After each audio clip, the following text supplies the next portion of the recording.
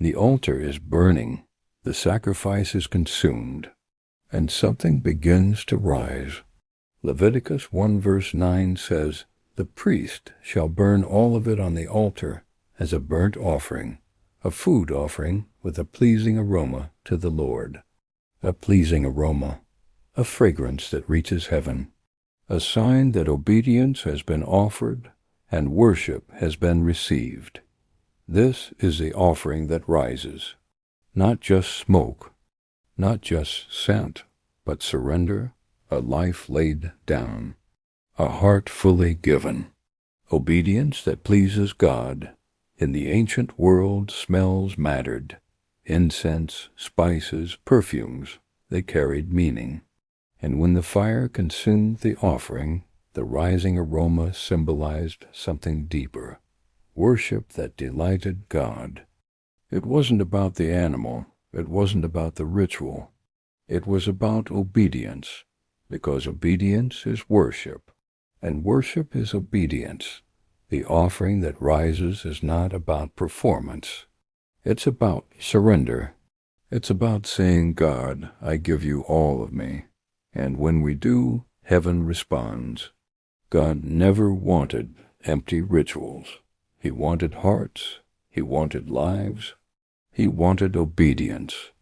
The prophets would later remind Israel, to obey is better than sacrifice, because sacrifice without obedience is hollow. But obedience, even in small things, is worship that pleases God. The offering that rises is not about perfection. It's about devotion.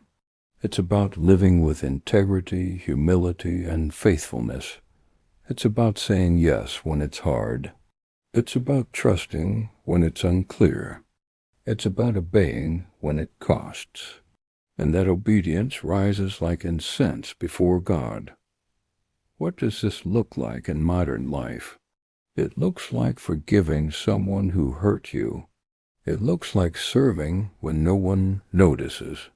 It looks like praying when you don't feel like it. It looks like giving when it stretches you. It looks like living with honesty when compromise would be easier. Every act of obedience is an offering. Every choice of faithfulness is incense.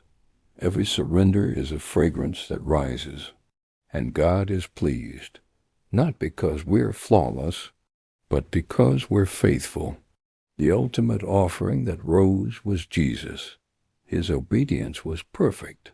His surrender was complete. His sacrifice was total. Philippians says he humbled himself, becoming obedient to death, even death on a cross. And his obedience rose as the ultimate fragrance, a pleasing aroma that satisfied the Father, a sacrifice that secured our salvation. Now we follow his example. We live lives of obedience. We let our choices rise as offerings. We let our surrender become worship, because Jesus showed us the way, and he invites us to walk in it. So how do we live this out?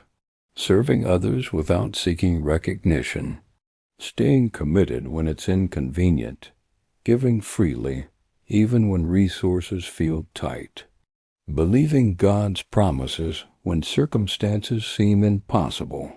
These are the offerings that rise. These are the choices that please God.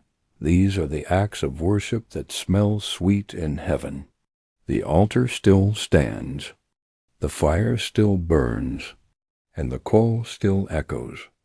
Obey, surrender, worship, not with empty rituals, not with hollow words, but with lives that rise as offerings. Because obedience is worship, and worship is obedience. And the offering that rises is the life that pleases God.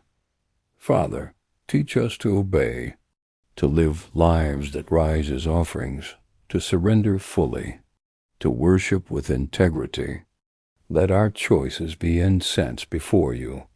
Let our obedience be a pleasing aroma. Let our lives honor you. Amen. If this message spoke to you, share it. Like, subscribe. Let's live lives that rise as offerings. Let's worship with obedience. Together,